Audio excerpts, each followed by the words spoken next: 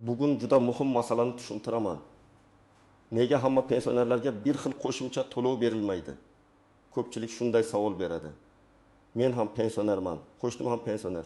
Nega unga qo'shimcha pul tushdi? Menga esa tushmadi yoki. Nega bir odamga 300 ming so'm qo'shildi? Boshqasiga 100 ming so'm ham qo'shilmadi. Bu mavzu har bir oilaga tegishli. Chunki deyarli har birimizning uyimizda pensioner bor. Ota-onamiz, buvimiz, bobomiz, qarindoshimiz yoki o'zimiz. Men bugun buni oddiy tilda misollar bilan tushuntirib beraman. Chunki bu masalada noto'g'ri tushuncha ko'p. Kimdir hamma pensionerga bir xil pul berilishi kerak deb o'ylaydi. Kimdir meni ataylab chetda qoldirishdi deb xavotir oladi. Kimdir esa hujjati joyida bo'lmagani uchun o'ziga tegishli qo'shimchani olmay yuradi. Shuning uchun videoni oxirigacha ko'ring. Bu ma'lumot juda muhim va ko'pchilikka pul masalasida to'g'ri yo'l ko'rsatadi. Hozirning o'zida kanalga obuna bo'ling, like bosib qo'ying, chunki men pensionerlar, nafaqalar, ijtimoiy to'lovlar va huquqlar bo'yicha eng kerakli ma'lumotlarni tushunarli qilib berib boraman. Avvalo bir narsani aniq qilib olaylik. Pensiya deganda hamma bir xil toifa emas. Pensionerlar degan so'z umumiy nom. Lekin pensiya turi ish staji, avvalgi ish haqi, nogironlik guruhi, bo'g'uvchisini yo'qotganlik holati, yoshga doir pensiya, minimal pensiya miqdori, ustamalar, kompensatsiyalar, hududiy yoki ijtimoiy yordamlar bularning hammasi alohida hisoblanadi. Shuning uchun ham hamma pensionerga bir xil qo'shimcha to'lov berilmaydi. Avval ko'pchilik pensiya oshsa, hammaniki bir xil oshadi deb tasavvur qilardi. Masalan, davlat tomonidan pensiya miqdorlari oshirilsa, odamlar demak hamma pensionerga 200 ming so'mdan qo'shiladi deb o'ylaydi. Aslida esa ko'p hollarda oshirish foiz asosida, eng kam miqdorlar asosida yoki aniq toifalar asosida bo'ladi. Ya'ni kimning pensiya bazasi yuqori bo'lsa, unga qo'shimcha boshqacha ko'rinadi. Kim eng kam pensiyaga yaqin bo'lsa, unga boshqa mexanizm ishlaydi. Kim alohida imtiyozli toifaga kirsa, unga yana qo'shimcha ustama bo'lishi mumkin. Hozirgi tizimda qo'shimcha to'lovlar bir necha sababga ko'ra farqlanadi. Birinchisi, pensiya shaxsning avvalgi mehnat faoliyati bilan bog'liq. Ikkinchisi, davlat ba'zi zaif qatlamlarni ko'proq qo'llab-quvvatlaydi. Ayrim to'lovlar faqat shart bajarilganda beriladi. To'rtinchisi, ayrim qo'shimchalar doimiy emas, vaqtinchalik bo'lishi mumkin. Beshinchisi, hujjatlar yoki ma'lumotlar bazasida xatolik bo'lsa, odam o'ziga tegishli pulni vaqtida olmasligi mumkin. Men buni oddiy misol bilan aytaman. Ikki kishi bir xil yoshda bo'lishi mumkin. Ikkalasi ham 65 yoshda. Lekin birinchisi 35 yil rasmiy ishlagan, ish haqi yuqori bo'lgan. Barcha sug'urta badallari to'langan. Ikkinchisi esa 12 yil rasmiy ishlagan, qolgan yillari norasmiy mehnat qilgan yoki uyda bo'lgan. Ikkalasi ham pensioner, lekin pensiya hisoblashda ularning holati bir xil emas. Demak, qo'shimcha to'lov ham doim bir xil bo'lmaydi. Asosiy qism 1. Nimalarni bilish kerak, kim xavotir olishi kerak, kim xavotir olmasligi kerak, eng birinchi bilishingiz kerak bo'lgan narsa qo'shimcha to'lovning nomi va sababi muhim. Odamlar ko'pincha har qanday ortiqcha tushgan pulni qo'shimcha deb ataydi, lekin amalda bu turlicha bo'lishi mumkin. Masalan, pensiya umumiy oshirilgan bo'lishi mumkin, yoki minimal pensiya miqdori oshirilgan bo'lishi mumkin, yoki nogironligi bo'lgan shaxslarga qo'shimcha ustama berilgan bo'lishi mumkin, yoki yolg'iz keksalarga ijtimoiy yordam ajratilgan bo'lishi mumkin, yoki oldingi oyda kam to'langan summa qayta hisob-kitob qilinib, qarzdorlik sifatida tushgan bo'lishi mumkin. Bularning hammasi har xil asosga ega. Masalan, birinchi vaziyatni olaylik. Anvar aka 69 yoshda yoshga doir pensiya oladi. Uning pensiyasi 1900 ming so'm. Davlat pensiyalarini foiz asosida oshirdi. Deylik 10 ming foizga. Bunday holatda Anvar akaning pensiyasiga taxminan 1040 ming so'm qo'shilishi mumkin. Shu mahallada yashaydigan Salma opa esa 1000 ming so'm pensiya oladi. Xuddi shu urun foiz oshirish unga 100 ming so'm atrofida qo'shimcha beradi. Ikkalasi ham pensioner, ikkalasiga ham oshirish tatbiq etildi, lekin summa bir xil emas. Chunki hisoblash foiz bilan amalga oshirilmoqda. Ikkinchi vaziyat. Eng kam pensiya miqdori bilan bog'liq. Ba'zi pensionerlarning pensiyasi juda past bo'lishi mumkin. Davlat shunday holatlarda eng kam miqdordan past bo'lmasligi uchun qo'shimcha mexanizm belgilaydi. Masalan, Dilbar opa 760 ming so'm pensiya oladi. Lekin amaldagi minimal kafolatlangan miqdor bundan yuqoriroq belgilandi. Deylik 900 ming so'm. Shunda Dilbar opaning pensiyasi 900 ming so'mgacha yetkaziladi. Na tijida unga 20 ming so'm qo'shiladi. Lekin yon qo'shnisi Karim 400 ming so'm pensiya oladi. U minimal chegaradan yuqori bo'lgani uchun aynan shu mexanizm bo'yicha unga qo'shimcha chiqmaydi. Karim aka nega Dilbar opaga qo'shildi? Menga yo'q deb o'ylashi mumkin. Javob oddiy. Bu qo'shimcha hamma uchun emas, faqat past miqdordagi pensiyani minimal darajaga yetkazish uchun. Uchinchi vaziyat nogironlik yoki alohida ijtimoiy holat. Ayrim pensionerlar nogironlik guruhi bo'yicha, ayrimlar boquvchisini yo'qotganlik bo'yicha, ayrimlar esa yoshga doir pensiya bo'yicha to'lov oladi. Masalan, Rustam aka 2 guruh nogironligi bo'yicha pensiya oladi. Unga qonunchilikda belgilangan qo'shimcha ustama yoki kompensatsiya tatbiq etilishi mumkin. Shu vaqtda sog'lig'i bo'yicha bunday maqomga ega bo'lmagan boshqa pensionerga aynan shu ustama berilmaydi. Bu adolatsizlik emas. Bu to'lovning maqsadi boshqa ekanini bildiradi. Ya'ni davlat muayyan qo'shimcha ehtiyojga ega odamni qo'llab-quvvatlayapti. 4-vaziyat ish staji. Ko'pincha odamlar men ham butun umr ishlaganman deydi. Lekin bu yerda asosiy savol: bu mehnat rasmiy tasdiqlanganmi? Mehnat daftarchasida yozuv bormi? Ish haqi haqida ma'lumot bormi? Sug'urta badallari to'langanmi? Masalan, Mahmud aka 30 yil qurilishda ishlaganini aytadi. Lekin shundan 20 yili rasmiy, 20 yili og'zaki kelishuv asosida hujjatsiz bo'lgan. Pensiya tayinlashda esa tasdiqlangan davrlar asosiy rol o'ynaydi. Shuning uchun Mahmud aka o'zini 30 yil ishlaganman deb hisoblasa ham tizimda 25 yil ko'rinadi. Natijada pensiyasi ham unga bog'liq qo'shimchalar ham pastroq bo'lishi mumkin. 5-vaziyat bir martalik to'lovlar. Ba'zan ayrim bayramlar, ijtimoiy dasturlar yoki mahalliy yordamlar doirasida pensionerlarga pul ajratiladi. Lekin bu ham hamma uchun bir xil bo'lmasligi mumkin. Masalan, faqat temir daftar, ayollar daftari, yoshlar daftari yoki mahalla tomonidan aniqlangan ehtiyojmand oilalarga yordam berilishi mumkin. Agar bir pensioner yolg'iz yashasa, daromadi kam bo'lsa, qarovchisi bo'lmasa, kommunal to'lovlar yoki dori-darmon xarajatlari og'ir bo'lsa, mahalla uni ijtimoiy yordam ro'yxatiga kiritishi mumkin. Boshqa pensioner esa farzandlari bilan yashaydi, oilaviy daromadi nisbatan barqaror, uy-joy sharoiti yaxshi bo'lsa, aynan shu yordamga kiritilmasligi mumkin. Kim xavotir olishi kerak? Agar sizning pensiyangiz juda past bo'lsa, lekin minimal miqdorga yetkazilmagan bo'lsa, albatta tekshirtiring. Agar siz nogironlik maqomiga ega bo'lsangiz, lekin ustama yoki tegishli imtiyozlar hisobga olinmayotgan bo'lsa, albatta murojaat qiling. Agar sizning ish stajingiz to'liq hisoblanmagan bo'lsa, arxiv hujjatlari, mehnat daftarchasi, korxona ma'lumotnomalari asosida qayta hisob-kitob so'rang. Agar qo'shningizga bir xil toifa bo'yicha qo'shimcha tushgan, sizga esa tushmagan bo'lsa, sababini aniqlash kerak. Bu yerda jim yurish kerak emas. Kim xavotir olmasligi kerak.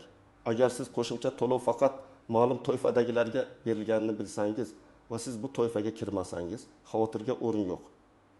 Masalan, qo'shimcha faqat minimal pensiya oluvchilarga berilgan bo'lsa, pensiyangiz minimaldan ancha yuqori bo'lsa, sizda bu to'lov chiqmasligi tabiiy. Yoki qo'shimcha faqat ilguruh nogironligi bo'lgan shaxslarga berilgan bo'lsa, siz yoshga doir pensiya oluvchi oddiy pensioner bo'lsangiz, sizga tushmasligi qonuniy bo'lishi mumkin. Muhimi, to'lovning asosini bilish. Endi eng muhim nozik jihatlarga o'tamiz. Birinchi nozik jihat, pensiya oshishi bilan qo'lga tegadigan pul bir xil bo'lmasligi mumkin. Chunki ayrim holatlarda oldin berib kelingan qo'shimcha kompensatsiya yangi miqdor ichiga qo'shilib ketadi yoki qayta hisoblanadi. Odam menga 200 ming qo'shilishi kerak edi, lekin faqat 20 ming ko'paydi deb o'ylaydi. Aslida eski ustama yangi bazaviy miqdor va pensiya tarkibi birgalikda hisoblangan bo'lishi mumkin. Ikkinchi nozik jihat, pensiya turi almashganda natija o'zgaradi. Masalan, bir kishi nogironlik pensiyasi olib yurgan, keyin yoshga doir pensiya yoshiga yetgan. Ba'zan qaysi pensiya turi foydaliroq bo'lishini tekshirish kerak. Chunki bir turdagi pensiyada ma'lum ustama bor, boshqa turda esa staj va ish haqi ko'proq rol o'ynaydi. Agar odam avtomatik o'tib ketgan yoki ariza bermagan bo'lsa, o'ziga qulay variantni tanlamagan bo'lishi mumkin. Shuning uchun ayrim pensionerlar bir xil yoshda bo'lsa ham to'lovlari farq qiladi. Uchinchi nozik jihat. Ishlayotgan pensionerlar masalasi. Ayrim davrlarda va ayrim tartiblarda ishlayotgan pensionerlarga to'lovning qanday berilishi, qayta hisoblash shartlari yoki ayrim ustamalarning qo'llanishi boshqacha bo'lishi mumkin. Shuningdek, pensioner pensiyaga chiqqandan keyin ham rasmiy ishlagan bo'lsa, qo'shimcha staj yoki daromad qayta hisoblashda ahamiyat kasb etishi mumkin. Lekin bu avtomatik bo'lmasligi yoki ariza talab qilishi ehtimoli bor. Shuning uchun men pensiyadan keyin yana 5 yil ishladim. Nega pensiyam oshmadi degan savol tug'ilsa, pensiya jamg'armasiga murojaat qilib qayta hisoblash imkoniyatini aniqlash kerak. 4-nozik jihat. Hujjatlardagi bir harf ham muammo tug'dirishi mumkin. Ism sharifdagi farq tug'ilgan sana noto'g'ri yozilgani, mehnat daftarchasida muxtushunarsiz bo'lgani, korxona nomi o'zgargani, orqa hujjati topilmagani. Bularning hammasi pensiya miqdoriga ta'sir qiladi. Masalan, mehnat daftarchasida Abdullayev deb yozilgan, pasportda Abdullayev emas, Abdullayev bo'lishi mumkin. Yoki ayol kishi turmushga chiqqandan keyin familiyasi o'zgargan, lekin eski ish joyidagi hujjatlar avvalgi familiyada qolgan. Bunday holatlarda tasdiqlovchi hujjatlar kerak bo'ladi. Nikoh guvohnomasi, familiya o'zgarganini ko'rsatuvchi hujjat, arxiv ma'lumotnomasi. 5-nozik jihat. Bir xil mahallada yashash bir xil yordam degani emas. Mahalla tomonidan beriladigan ijtimoiy yordamlar ehtiyoj darajasiga qarab belgilanadi. Masalan, 2 pensioner bir ko'chada yashaydi. Birinchisi yolg'iz, farzandlari yo'q, dori xarajati ko'p, uyda ta'mirlash zarur. Ikkinchisi farzandlari bilan yashaydi. Oilada bir nechta ishlovchi bor, doimiy daromad mavjud.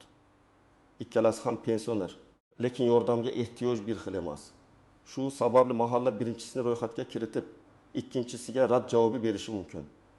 Bunda asosiy qaror shaffof va hujjatlar asosida bo'lishi kerak.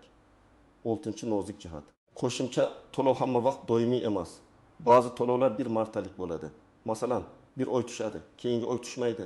Odam buni pensiyam kamaydi deb o'ylashi mumkin. Aslida o'tgan oyda unga bir martalik yordam yoki qayta hisob kitob bo'yicha qarzdorlik berilgan bo'ladi. Shuning uchun plastik kartaga tushgan summani ko'rganda faqat umumiy pulga qaramang. To'lov izohini, qaysi oy uchun berilganini, pensiya varaqasidagi tarkibni tekshirish kerak. 7-nozik jihat, qarzdorlik yoki ortiqcha to'lovlar. Ba'zan tizim xatolik bilan ortiqcha to'lov qilishi yoki oldingi davr uchun kam to'langan summani keyin to'lab berishi mumkin. Agar sizga odatdagidan ancha ko'p pul tushsa, darhol bu endi doim shunday bo'ladi deb o'ylamang. Pensiya bo'limidan yoki bank orqali izohini bilib oling. Chunki keyin ortiqcha to'langan pul qaytarilishi talab qilinishi ham mumkin. Aksincha, sizga kam tushgan bo'lsa, buning ham sababini yozma so'rash kerak. 8-nozik jihat, rasmiy qaror bilan mish-mishning farqi. Hozir internetda falon kundan hamma pensionerga falon so'mdan qo'shimcha beriladi degan xabarlar ko'p tarqaladi. Men doim ogohlantiraman. Faqat rasmiy manbalarga ishoning. Prezident farmoni, hukumat qarori, pensiya jamg'armasi yoki tegishli vazirliklarning rasmiy izohi bo'lmasa, bunday xabarga darhol ishonmang. Chunki odamlar mish-mish sabab pensiya jamg'armasiga borib asabiylashib, navbatda turib, oxiri bunday to'lov umuman yo'qligini bilib qaytadi. Amaliy maslahatlar: nima qilish kerak, qayerga borish kerak, qanday hujjat to'plash kerak? Endi eng kerakli qism, siz amalda nima qilishingiz kerak? Men sizga bosqichma-bosqich aytaman. Birinchi qadam, pensiyangiz tarkibini aniqlang. Faqat kartaga tushgan umumiy summani bilish yetarli emas. Siz pensiyangiz nimadan iboratligini bilishingiz kerak. Asosiy pensiya miqdori qancha, ustama bormi, kompensatsiya bormi? Qayta hisob-kitob qilinganmi? Bir martalik to'lov bormi? Buni pensiya jamg'armasining tuman yoki shahar bo'limidan so'rashingiz mumkin. Imkon bo'lsa yozma shaklda ma'lumot oling. Og'zaki javob esdan chiqadi. Noto'g'ri tushunilishi mumkin. Yozma javob esa keyingi murojaatlar uchun asos bo'ladi. Ikkinchi qadam, o'zingiz qaysi toifaga kirishingizni aniqlang. Yoshga doir pensionermisiz, nogironlik pensiyasi olasizmi, boquvchisini yo'qotganlik pensiyasimi, ijtimoiy nafaqami? Eng kam pensiyaga tenglashtirish bormi? Bularni bilmasdan nega menga qo'shimcha yo'q degan savolga javob topish qiyin. To'lov har doim toifaga bog'liq. 3-qadam, hujjatlaringizni tekshiring. Sizda pasport yoki ID karta, pensiya guvohnomasi, mehnat daftarchasi, ish haqi to'g'risidagi ma'lumotnomalar, arxiv hujjatlari, nogironlikni tasdiqlovchi tibbiy ijtimoiy ekspertiza hujjatlari, nikoh yoki familiya o'zgarishi haqidagi hujjatlar bo'lishi kerak. Agar ish joyingiz yopilib ketgan bo'lsa, arxivga murojaat qilish kerak. Korxona nomi o'zgargan bo'lsa, voris tashkilot yoki arxivdan tasdiq olinadi. 4-qadam, pensiya jamg'armasiga ariza yozing. Arizada aniq yozish kerak. Menga tayinlangan pensiya miqdori va qo'shimcha to'lovlar tarkibi bo'yicha yozma tushuntirish berishingizni so'rayman. yoki mehnat stajim va ish haqi ma'lumotlarim asosida pensiyamni qayta hisoblab berishingizni so'rayman. Agar qo'shningiz yoki tanishingiz bilan solishtirish emas, aynan o'z huquqingizni tekshirtirish maqsadida murojaat qilsangiz, javob aniqroq bo'ladi. Hammaga berildi, menga nega yo'q deb umumiy yozmang. Qaysi qaror asosida? Qaysi toifa uchun menga tatbiq etiladimi deb so'rang. 5-qadam, agar mahalla yordamiga ehtiyoj bo'lsa, mahalla fuqarolar yig'iniga murojaat qiling. Bu yerda ham hujjatlar kerak bo'ladi. Oilaviy holat, daromad, yashash sharoiti. Sog'liq bilan bog'liq xarajatlar, dori-darmon cheklari, kommunal to'lovlar, yolg'iz yashashingizni tasdiqlovchi ma'lumotlar. Mahallaga borganda shunchaki menga yordam bering demang. Holatingizni aniq bayon qiling. Men yolg'iz yashayman. Pensiyam falon so'm, dorilarim oyga falon so'm, farzandlarim yordam bera olmaydi yoki yo'q. Uy sharoitim og'ir. Shunda masala hujjat asosida ko'riladi. 6-qadam, rad javobi olsangiz sababini yozma oling. Ko'pchilik shu joyda xato qiladi. Og'zaki sizga chiqmaydi deyishsa, uyga qaytib ketadi. Yo'q, siz rad etish sababi yozma berilsin deyishga haqlisiz. Yozma javobda qaysi asos bilan rad etilgani ko'rsatiladi. Agar asos noto'g'ri bo'lsa, yuqori turuvchi tashkilotga shikoyat qilish mumkin. Agar asos to'g'ri bo'lsa, demak qaysi shart yetishmayotganini bilib olasiz. 7-qadam, murojaatlaringizni nusxa bilan saqlang. Ariza topshirsangiz, kirim raqamini oling. Elektron murojaat yuborsangiz, tasdiq raqamini saqlang. Telefon orqali aytilgan gapga tayanib qolmang. Pensiya masalasida hujjat juda muhim. Bugun oddiy ko'rgan qog'oz ertaga sizga bir necha oylik yoki bir necha yillik qayta hisob-kitob pulini olib berishi mumkin. 8-qadam, boshqa pensioner bilan solishtirganda ehtiyot bo'ling. Qo'shningizga ko'proq tushgan bo'lsa, darhol xulosa qilmang. Uning staji boshqacha bo'lishi mumkin. Nogironlik maqomi bo'lishi mumkin. Oldingi oylar uchun qarzdorlik tushgan bo'lishi mumkin. Mahalla yordami qo'shilgan bo'lishi mumkin. Yoki pensiyasi qayta hisoblangan bo'lishi mumkin. Siz o'zingizning hujjatingiz va o'zingizning toifangiz bo'yicha tekshiring. Eng to'g'ri yo'l shu. 9-qadam, agar sizda arxiv staji bo'yicha muammo bo'lsa, vaqtni cho'zmang. Ko'p eski korxonalar yopilgan, hujjatlar arxivga topshirilgan yoki ba'zan tartibsiz saqlangan bo'ladi. Arxivdan javob olish vaqt oladi. Shuning uchun pensiya chiqish arafasida yoki pensiyada bo'lsangiz ham hujjatlarni oldindan tekshiring.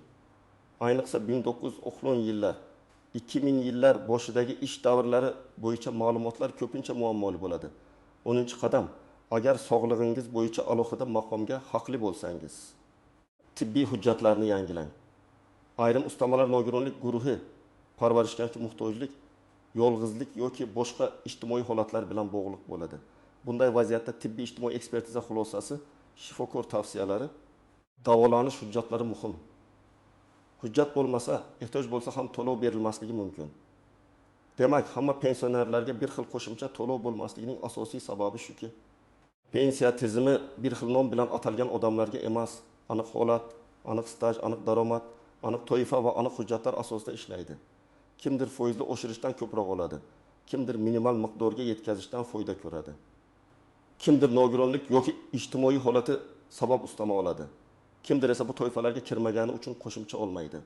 Bu yerda eng muhim narsa mish-mishga emas, hujjatga, rasmiy asosga va aniq hisob-kitobga tayanish. Men sizga maslahat beraman. Agar pensiyangizda adolatsizlik bor deb o'ylasangiz, jim o'tirmang. Pensiya tarkibini yozma so'rang, hujjatlaringizni tekshiring. Kerak bo'lsa qayta hisoblash uchun ariza bering. Rad javobi bo'lsa yozma sababini oling. Ko'p holatda odam o'z huquqini bilmagani uchun pulini olmay yuradi. Yana ko'p holatda esa odam asossiz xavotir qiladi. Chunki qo'shimcha to'lov aslida unga tegishli toifa uchun belgilanmagan bo'ladi. Agar sizda shunday vaziyat bo'lgan bo'lsa, kommentariyada yozing. Sizga qo'shimcha to'lov tushdimi yoki tushmadimi? Qaysi hududdasiz? Muammo nimada? Men keyingi videolarda eng ko'p uchraydigan savollarni alohida tushuntirib beraman. Video foydali bo'lgan bo'lsa, like bosing, yaqinlaringizga yuboring. Ayniqsa ota-onangiz va pensioner qarindoshlaringiz ko'rsin. Kanalga obuna bo'ling. Chunki pensiya va ijtimoiy to'lovlar bo'yicha muhim yangiliklarni sodda tilda tushuntirishda davom etaman.